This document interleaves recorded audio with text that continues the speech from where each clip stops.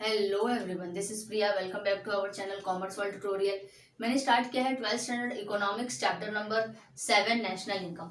बहुत important chapter है। अगर आपने इसके पहले के वीडियो लेक्चर्स नहीं देखे होंगे तो देख लेना। आज मैं स्टार्ट करने जा रही हूँ method of measuring national income. उसमें मैंने फिनिश किया आउटपुट मेथड। आउटपुट मेथड का आज मैं प्रिकॉशन कर रही हूँ कि क्या प्रिकॉशन करना चाहिए हमें आउटपुट मेथड कैलकुलेट करते समय। क्योंकि अगर हम थोड़ा सा भी केयरलेस हुए तो फिर डबल काउंटिंग का प्रॉब्लम हो जाएगा, और जिसकी वजह से हमारा जो नेशनल इनकम कैलकुलेट होता है वो एक्यूरेट नहीं आएगा, वो प्रॉपर नहीं आएगा। इसीलिए जब भी हम कोई भी मेथड यूज करेंगे उस मेथड को यूज करते टाइम हमें एक प्रिकॉशन लेना जरूरी है। कौन कौन से प्रिकॉशन है हम वो देखेंगे। फर्स्ट है to avoid double counting, only value of final goods and services must be taken. First precaution में क्या लेना है जब भी हम ये मेथड का यूज करेंगे, कि जब भी हम ये मेथड यूज कर रहे हैं तो डबल काउंटिंग ना हो। इसके लिए सिर्फ फाइनल गुड्स एंड सर्विसेज को ही include, final goods and services का जो वैल्यू है उसी को इंक्लूड करेंगे। सेकेंड है goods used for self consumption by farmer should estimated by a guess work. यानी कि जो कंजम्पशन क्या फार्मर क्या कर रहा है, प्रोडक्शन कर रहा है। प्रोडक्शन करके वो क्या करेगा, कुछ तो मार्केट में सेल करेगा, कुछ वो अपने लिए भी रखेगा अपने खाने के लिए। तो एक तरीके से अगर वो अपने खाने के लिए रख रहा है तो मतलब उसको मार्केट से खरीदना नहीं पड़ेगा। तो इसीलिए इसको भी, और मार्केट से जो इनकम होगा वो नहीं होगा, इसी वजह से इसको भी हम क्या करेंगे, इसको भी हम नेशनल इनकम में इंक्लूड करेंगे। Imputed value of goods produced for self consumption is included in the national income. इसका एक imputed value ले लेंगे। imputed value का मतलब हो सकता है कि कुछ ऐसा एक रॉन्ग सा estimated value ले लेंगे और उसको हम नेशनल इनकम में इंक्लूड करेंगे सेल्फ कंजम्पशन से, कि ये सेल्फ कंजम्पशन के लिए प्रोडक्शन हुआ है। Next one, indirect taxes included in the market prices are deducted and subsidies given by government to certain product should be added. यानी कि जो इनडायरेक्ट टैक्सेस है, जो गवर्नमेंट हमसे इनडायरेक्ट टैक्सेस लेती है, वो हम क्या करेंगे, नेशनल इनकम में से उसको डिडक्ट करेंगे। जो मार्केट प्राइस चल रहा है उसके बेस पे हम नेशनल इनकम में से इसको डिडक्ट करेंगे। और जो गवर्नमेंट सब्सिडीज देती है कुछ प्रोडक्ट्स के ऊपर, कुछ ऐसे प्रोडक्ट्स होते हैं जिसके ऊपर गवर्नमेंट सब्सिडीज देती है उसको प्रोडक्शन करने पे, तो उसको क्या करेंगे, उसको हम ऐड कर देंगे। Now next one, while evaluating output changes price level between different years must be taken।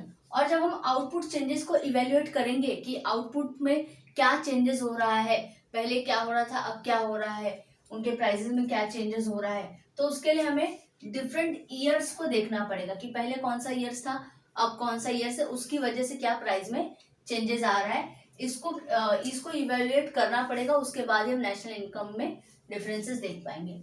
Value of export should be added and value of import must be deducted. देखो, वैल्यू ऑफ जो export है उसको क्या करेंगे, उसको add करेंगे, और value of import जो करेंगे उसको हम डिडक्ट करेंगे। जब हम नेशनल इनकम कैलकुलेट करेंगे तो इन चीजों का ध्यान देना है कि एक्सपोर्ट को ऐड करना है और इंपोर्ट को डिडक्ट करना है। उसका depreciation of capital assets should be deducted. Depreciation charge होता है असेट्स के ऊपर, तो उसको भी बहुत इंपॉर्टेंट है, उसको डिडक्ट करना। जब भी हम असेट्स को ऐड करेंगे उसका डेप्रिसिएशन निकाल के फिर उसको असेट्स को ऐड करेंगे। Sale and purchase of second hand goods should be ignored and it is not a part of current production. हम जब नेशनल इनकम कैलकुलेट करते हैं तो हम एक साल का करते हैं, फाइनेंशियल ईयर का करते हैं। इसके पहले हमने पढ़ा है कि फाइनेंशियल ईयर का करते हैं।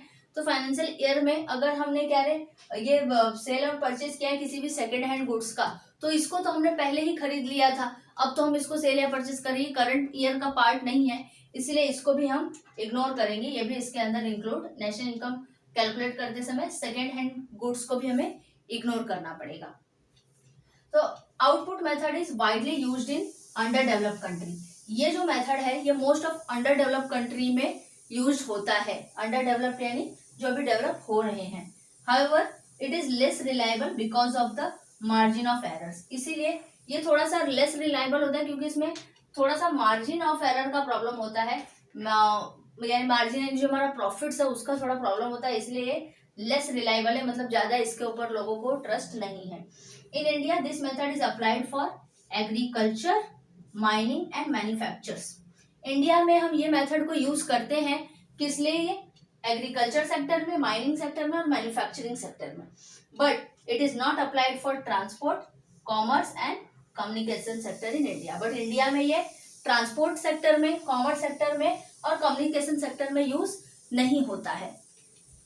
तो ये सारे कुछ प्रिकॉशंस हैं जो हमें लेना रहेगा। ये प्रिकॉशन हमें करना पड़ेगा आउटपुट मेथड से अगर हम अपने नेशनल इनकम को कैलकुलेट कर रहे हैं। तो पहला क्या है?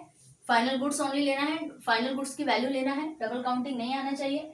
जो सेल्फ कंजम्पशन के लिए फार्मर प्रोड्यूस करते हैं उसकी इम्प्यूटेड वैल्यू लेनी पड़ेगी। इनडायरेक्ट टैक्सेस क्या होते हैं उसको डिडक्ट करते हैं।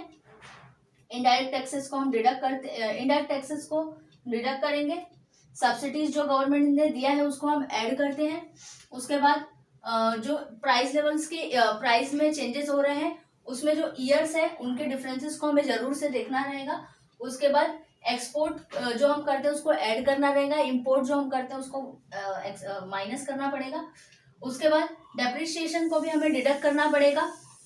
Next one, second hand goods and services को भी इग्नोर करना पड़ेगा। और ये मोस्ट ऑफ ये मेथड जो है आउटपुट मेथड ये अंडर डेवलप कंट्री में यूज होता है और इंडिया में भी हम इस मेथड को कुछ सेक्टर्स में यूज करते हैं, कुछ सेक्टर्स में नहीं करते। तो यहाँ पे आपका ये प्रिकॉशन फिनिश हुआ है आउटपुट मेथड का। आई होप कि आपको समझ में आया होगा तो लाइक, सब्सक्राइब, शेयर करना ना भूलना। Thank you.